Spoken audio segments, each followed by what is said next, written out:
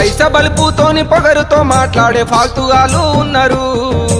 ఏతుల మాటలు కోటలు దాటించే సౌటగాళ్ళు ఉన్నారు దునియాల. బూతు పనులు వేసి నీతులు బోధించే శుద్ధ పూసాలున్నారు. కొవ్వెక్కి మాట్లాడి కావురం వట్టిన కంత్రి కంజూసుగాళ్ళు లోకంలో. అబ్బబ్బ నువ్వెంత గొప్పోనివంటారు, అబ్బబ్బ నువ్వెంత మంచోని అంటారు.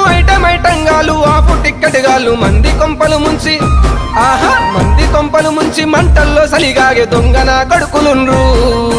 నమ్మించి మన గొంతు తడి బట్టతో గోసె తెలివి కల్లోళ్ళు ఉండ్రు భూమి మీద.